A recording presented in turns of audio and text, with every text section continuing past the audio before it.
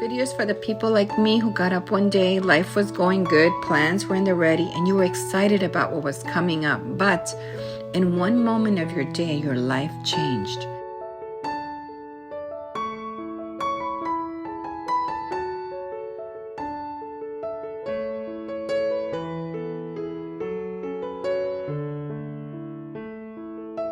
You felt like you were transported into an unrecognizable portal that moved you into a new place of unfamiliar uncertainty. You didn't know why this happened to you. You kept good health a priority throughout your life, but now you have experienced pain and suffering like you have never experienced before.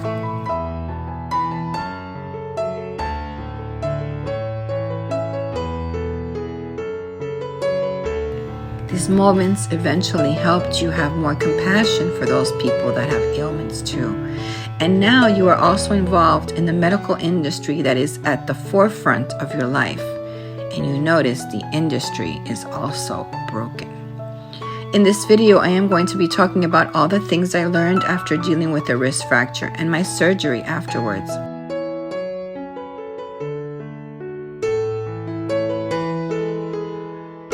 I also have a minor ankle fracture, but I won't get into that now.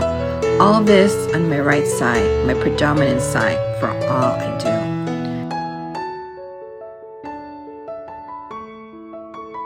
Living alone on a homestead with animals requires me to care for them, so I needed to figure out ways to do normal things in different ways. Adjusting was necessary, and figuring things out for myself was required. If you are like me, right-handed, living alone, you will understand when I say that you feel very vulnerable after something like this. You will know how truly weak the left side of your body is compared to your dominant right side that now is healing. I like to think that God has ways to change our lives that are unexpected so we can change our thoughts and our heart for Him, making us more reliant on His daily blessings, reflecting on His compassion for us as we humble ourselves to have gratitude for the limited time we have on this earth with daily purpose and mindfulness.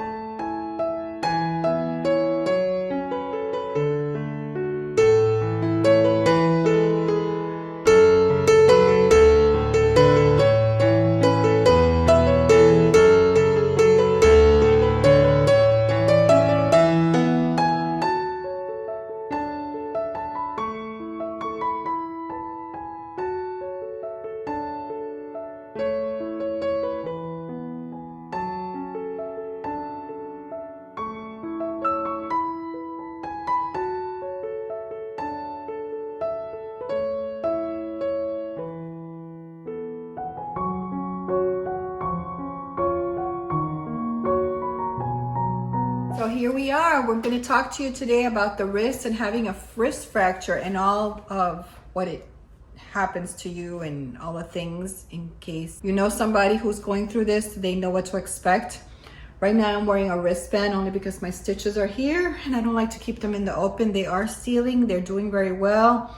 I still can't close my hand all the way. I'm still going through therapy and I can't bend my hand all the way down. I can't do it that way either. This just gives me a little bit of support here, where the other one that I have with the clay, I'll show it to you here, I'll post it here, is keeps me from using my thumb. Sometimes my thumb is starting to move again. Remember, it wasn't moving at all because of the infection that I had here, so I am able to move that, and it's getting so much better. So, but I still feel weird because this hand is like this. But I'll tell you, I got pretty nails from this because I don't use this hand pretty much for anything other than washing dishes. I do cut and I do some things around the house now, but I do get some pretty nails from that. So anyway, let's get into today's video, which is going to be all about the wrist.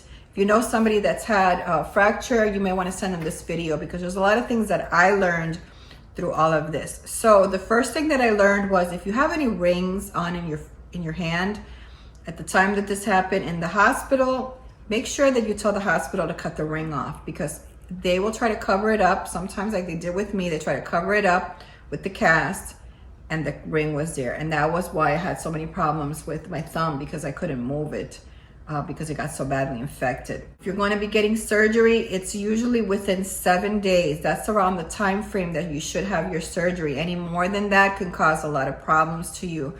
So try to get with your insurance right away. You have to see the orthopedic to get your surgery because he's the one that's going to be doing that. So make sure when you call the orthopedic, he is able to do surgery on your wrist and that he is well qualified for that. And then you check the reviews for something like that. I have a really good orthopedic, so I don't have a problem with that. The swelling is going to be massively intense.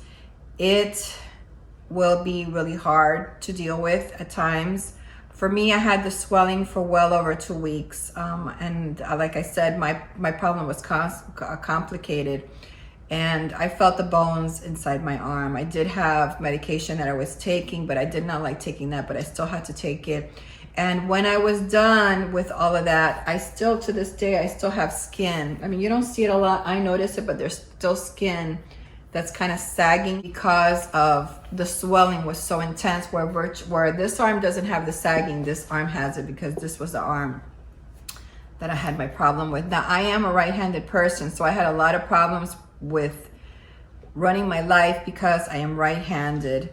Another thing is medication. You're going to be super tired. You're going to be off for a while, so take time off to rest, especially when you're taking medication. For me, it was really hard because my entire right side, I mean, I also hurt my ankle, so my entire right side, which is the predominant side of my life where I do most of my things with, it was a big blow for me. So I had to take medication and I had to monitor my medication. So if I was going out to a doctor, I had to time it precisely so I didn't take a dose of that particular medication during the time that I had to drive.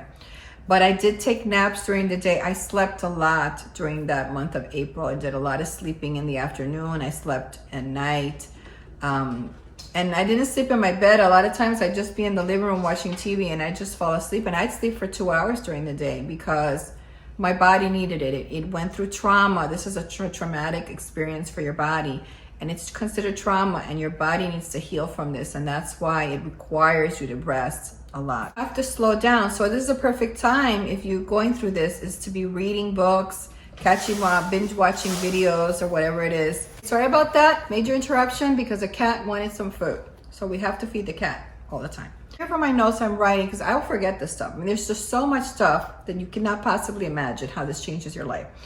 So cooking, if you're by yourself and you're cooking for yourself, cooking is going to take a lot longer for you to do. I'm lucky that I had canned food in storage, like I had beef stew. I didn't need to use them, but I could have used them if I wanted to. If you have a friend of yours that has this problem, you'd be a good friend if you go to her house and you chop up some vegetables for her or peel some things for her, and then she could freeze them and then use them during the week, because it's going to be hard to peel things. For me, I was buying golden potatoes and red potatoes because I could eat the peel, but I would not eat the other potatoes.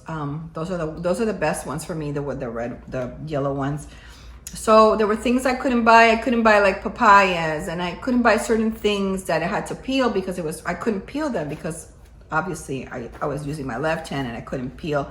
Also couldn't use a can opener as well. So always try to get products that have flip lids. A lot of cans have flip lids now, and that was really hard to do as well. Your friends can also chop up veggies for you, and you can freeze them like onions and garlic you can freeze peppers and things like that, so that during the week it's just kind of like everything's chopped for you and you can just throw it in a bowl and just cook it up. You can also use your food processor to chop meat. That was the way that I was able to chop up chicken breasts for my dog and my cat, because I always give them raw food. The food processor is a great one. I also had to cook chicken once, and I decided to do the same thing. It was chopped up chicken, like ground, but you know, recipes are fine. You know, if you have to use it that way, you could use ground meat as well. For me, I was cooking really easy things, nothing that required too many ingredients, especially chopping stuff, because it just takes so long to cook. So I'd make maybe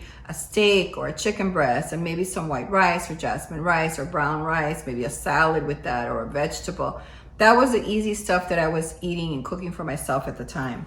When my friend came, I did start cooking more because he was here, but during the time I was alone, I just make really simple meals. Bagged salads are great. I didn't particularly buy them because my garden had produce that we were using, but having bagged salad is great because that way you do not have to chop anything up and it's pretty much all done for you. One of the great things that I did is I used Walmart to purchase my groceries, where I just had to drive there and pick up the groceries. Now, I've never done that. Usually I just go and I shop for myself because I don't like people picking produce for me, and I did have a problem with my bananas. That's why I haven't used them again. But for me, on that particular time, because I couldn't stand and walk around the store because of my foot and I was still weak, I was able to just order everything online and go pick it up. And that's a great thing for you if you need to shop for groceries and have nobody around, is for you to just go there and pick them up, or have somebody pick them up for you and bring them to you.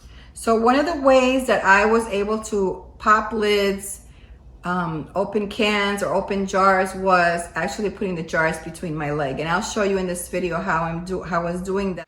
All right, so this is how I open a jar. I sit in here in the chair, sitting in the chair. I take this grip mat, you can buy these at the Dollar Tree, and I put it between my legs. Then I take the jar and make sure it's on the chair. So if you see between my legs, I make sure that it's sitting on the chair, so I got a good grip on it. And then I close my legs, and then the gripper is there on both sides to grip it, and so it doesn't slide, especially if it's been in the fridge. And then I take another one and I can grip it really well with my left hand, because my left hand is not as strong as my right hand, and then I can grip it and open up the jar. This jar has already been open in my fridge, but that's just the way that I do it. And you're just gonna have to really press hard, and at least you will be able to hold it with this gripper pad here, so it doesn't slide or it doesn't turn as you're turning this. Some of these are very hard, and they'll just, the jar will just up and down. Another way to open jars with your left hand, doing the same routine as the jars by using the gripper between your legs. You can take with your left hand one of these. This is like a can opener, but you can, holding it tight between your legs, and you pull down, you can open the can like this. So this is condensed milk, because I make my own ice cream, but you can use it for tomato sauce or anything that's a liquid, for chicken broth or anything like that. Yeah, that was the only way that I could open a jar, because I couldn't open it any other way, because it's just really hard to do with one hand. Cutting round produce is hard because it wants to, like, when you try to cut it, it tries to slide away. So I try to position my cast on top of, like, let's say an apple, to weight it down, and then with my left hand I come in and do the first chop. Once you have the first chop, now you can turn the vegetable on the flat side that you just cut, and it'll stay on the board, and it'll be easier for you to cut with your left hand, and you don't have to hold it as much with the other hand. I went to Amazon and I purchased a bag to put my arm in for shower, and I had to return it because it was the worst thing in the world, even though it got great reviews. I don't know why people buy this stuff. Get one of those nylon bags from the French bread. Usually if you buy French bread, they're long, or baguettes. You know, as long as your arm fits inside of them, all you have to do is just put your hand in the bag and clamp it with one of those butterfly clips from the dollar store for the hair. And just make sure that you have your arm away from the shower when you're taking a shower. Now, it helps to have a sprayer.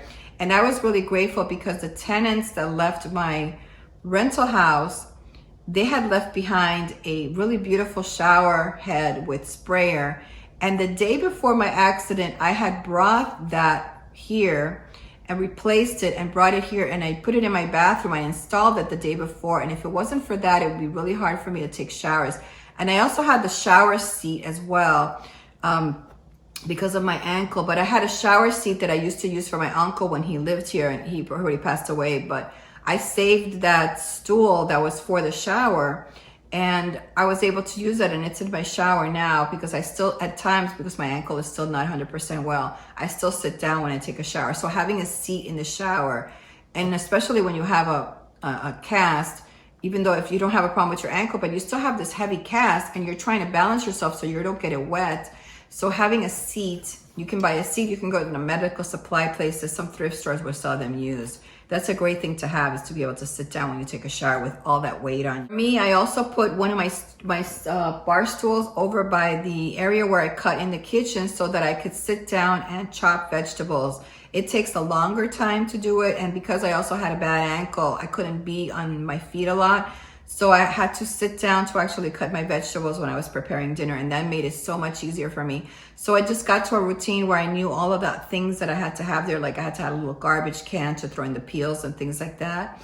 And I had all of that up there in the middle island. So I was able to cook dinner sitting down. Okay, when I wash my hair, it's really hard when you only have one hand to take a bottle and then squeeze it and all of this stuff. So I was already using hair bar soaps for the hair, and that made it really easy for me. I was not using shampoo bottles, opening them with one hand, and it's not easy to do in the shower. So having a shampoo bar is way easier. Using an actual soap bar is way easier, because you can use your hand to wash yourself with, and you can use your rag with one hand. But opening those bottles in the shower with the water is going and you have a cast on or whatever, it just makes it really difficult. So I encourage you to go to the health food store. Most health food stores now sell hair bar soaps where you can just wash your hair.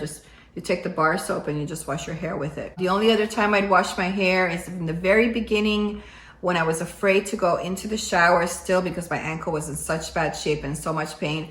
I would pull up my bar stool over to the kitchen sink. I'd sit there and I'd lean forward and wash my hair in the sink. And I think I showed a video, one of my videos that I showed when I was doing that. And then I wasn't using the bar soap then. I was using the regular like pump style shampoo for something like that. It's really hard to put up your hair when you only have one hand. So one of the things that I do is I'd sit on my couch and I take my hair with my hand. I saw this on YouTube actually. Some people do it better. And I just take my hair and I flip it.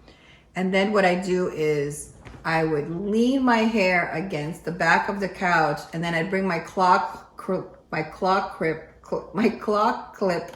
and I'd kind of grab it, right, still leaning on there. And that was the only way that I could wear my hair up, because I still couldn't do a ponytail.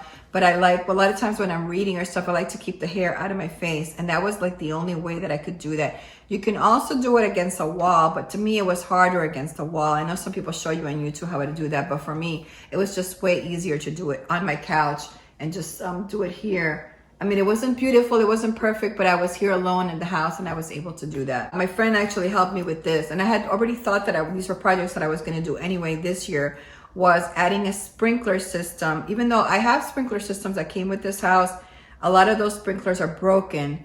So I don't wanna have to pay somebody to go back and go through all of this stuff right now. So what I did was I purchased the regular, the oscillating sprinklers when you turn your hose on. And I also bought some soaker hoses for the front flower beds. So because my ankle was so bad, it was really painful for me to stand out there watering all the trees and watering the garden and watering. So eventually that's what I did, was I just started to, open the hose and then it would work. I'll show you here how that works. It just makes it easier that you don't have to do all of these things for yourself. That way you can rest and keep off your feet. And you're gonna feel off of balance with this big cast on, and you're still gonna have enormous swelling, and it's gonna be very uncomfortable. And the last thing you wanna do is be walking around on a homestead doing all this stuff like I was doing. Okay, for my appointment therapies, I just found that it was easier to buy already cooked muffins from Sam's Club. You can get them from Costco. They sell like big packs of blueberry muffins, because I couldn't really cook a lot, so I usually would make like banana muffins. When I was able to do my banana muffins, I was able to do them. I would freeze them, so when I had early in the morning appointments, I didn't have to worry about cooking breakfast or anything. I was just able to, you know, defrost a blueberry muffin the night before and have that with some coffee in the morning before I went to my appointment. Because sometimes you may have really early appointments in the morning, and that's the time that they could fit you in. And if you want to have breakfast, and then that's one of the easiest things to do, is have something like that. If you know somebody who has this happen to them, it's a nice thing for you to bring over to them is some muffins, so that they can freeze them and have them for on those days when they have early appointments, or on those days where they really don't want to cook breakfast, or they don't really want to do anything, or they're tired. Just a muffin is a really easy breakfast to have, and that's a great thing if you bring a couple of those over to your friend. If you have people coming over to visit you, living alone like I was, and you know that there's certain things that you need, and they are in a place where now you can't get to them because you were fine before, but now they are hard for you to get to, have your friends, have a list of those things that your friends could do for you when they come over. Like, for instance, my flour is up top of my fridge. I couldn't use the flour on top of my fridge because it's in a big heavy jar, and usually I bring it down, but I couldn't do that with one hand. So I was lucky that I still had a bag of flour in my cupboard, and I was able to take that one and use that one because it was readily available to me. So if those are things that you need somebody to help you with, when they come over, have a list so that they can reach those things for you, and then you can put them in a cabinet or something where, so another time you're able to use those. Medication hot bottles are really hard to open with one hand. So when you get them open, I used my legs, like I'll sit in a chair, I'll put it between my legs, and then I'll push down with one hand and open it. Once they were open, I didn't close them again. Now I live alone here, so I don't have to worry about children or anybody getting into my medicines. But if you do, just put them in a cabinet where you can reach them. But for me, what I did was I just left the lids on top, but I didn't seal them all the way, so that every day when I need a medication, I didn't have to go ahead and open them. Sometimes it would take me quite a while to open a bottle of medication, because it would just take a while to, they're tricky in the way that you have to pull them down, push them down, and then turn them. So some of them are just tricky for me to do with my left hand because I'm a right-handed person. Also, you might want to take an ibuprofen before your therapy appointments, because when you start going through therapy, your hand's going to be really stiff like mine was, and it's going to hurt. She's going to do a lot of things that are going to hurt. So if you take an ibuprofen before your appointment, you should be a little bit more flexible, and don't feel so much pain when you're in the therapy. I always travel with an ibuprofen at the time in my purse, because if I forgot to take it before I left the house, I could take it on the way there for the appointment. When I was able to cook meals, I was cooking meals for 2 to 3 days so that I wouldn't have to cook the next day, and I'd be able to just heat up the food and eat that. Especially if you have days of therapy or different appointments, and you're going to be going out and coming back home later, you don't want to have to be cooking. So if you cook in advance a meal that's for 3 people, well, now you have 3 servings for 3 different days. And if you have a lot left over, you can just freeze it for those kind of days. As far as writing is concerned, I couldn't write with my right hand, so I was writing with my left hand, and it got really good in penmanship. I was able to write very well with it. Well, considerably well, not as great as my right hand, but I was able to write because I bought the Dr. Grip pen. Those are fat pens, and they're rubberized, and they're made for like arthritis, and they really are good at holding the pen. So I used that. I'm still using that, actually. I do like that pen a lot. It's a ballpoint pen. Can I use fountain pens? I tried using fountain pens and I made a mess because I'm fountain pens with my left hand. It's really hard because you're writing and then your hand is sliding. So you got to know how to do that. So I stopped using all of my fountain pens, and I just went right into ballpoint. I bought several different ballpoints for my different notebooks because I just could not do the fountain pen thing at all. As far as clothes is concerned, wearing pants with zippers is going to be really hard, especially when you got to go to the bathroom. So I wore elastic pants, it's just way easier to put them up and down. Pullover bras are a lot easier than any kind of snap type of bra. Dresses are easy because you just put them overhead, and it just makes it easy to wear dresses. Especially pajamas. For me, it was just easier to wear pajamas that are, you know, like dresses or long t-shirts, because if you have to get up at night in the middle of the night to pee and your hand is in a cast, you're half asleep, it's just going to make it so much easier to just pull up your you know, your t-shirt or your dress or whatever and just go in the bathroom and pee. So those are the things that I preferred. Now I had this happen in the springtime, so robes and coats might be a difficult thing for you to get into, so I would advise you to wear layers, and because your arm is not going to be able to, you're not going to be able to get your arm into most robes or coats. Depends, I don't know, but it depends how your situation is. I was able to get my arm into the robe and close it up, so my arm was here and the robe was still closed, but my arm was under the robe. As far as sleeping is concerned, I sleep by myself in my bed. So having extra pillows is great, because you're going to feel uncomfortable, especially in the beginning. You're not going to know what position to get to. And I'll tell you that resting your arm on pillows is going to make a huge difference. You will eventually find the position that suits you in the beginning for sleeping. When they change your cast again after your surgery, you're also going to go through that again, where you have to adjust to a different cast and a different sleeping position. But now I can pretty much sleep normally. I do wear a compression glove when I go to bed at night, so my hand doesn't swell up at night. And I just feel like I need that comfort here still on the wrist. So that's why I still wear my compression glove at night. As far as shoes is concerned, you're not going to be able to tie your shoes. So you're going to have to wear either sandals or slip-on shoes or slip-on sneakers.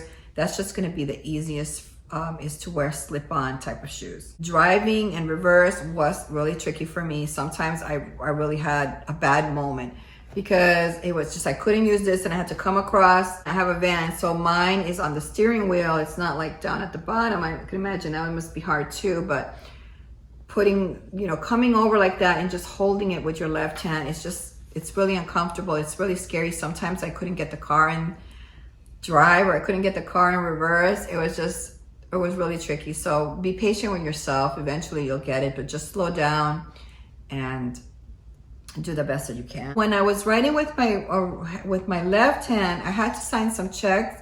So I did call my bank ahead of time and let them know that I had hurt my arm and that my signature was not going to be the way that it was. So you may want to call your bank for your checking account and let them know that, so they can make a note about it. So when a check comes in and it doesn't have your signature, if they check the signatures, then they'll know what the reason is. Okay, as far as therapy is concerned, she's going to do a lot of things, because your hand's going to be stiff, and you've got to get your joints moving again, and your fingers. What she does is, it's very painful. They try to tie your fingers down. You're going to feel a lot of pain there, and that's why I'm saying take your ibuprofen if you feel like you need it before therapy. Now I'm at the point where I don't need the ibuprofen. I mean, she still ties my hand down and flexes it back and stuff like that. I do my own exercises, but she goes way further than I do. So I don't need the ibuprofen anymore. I just suck it up, right?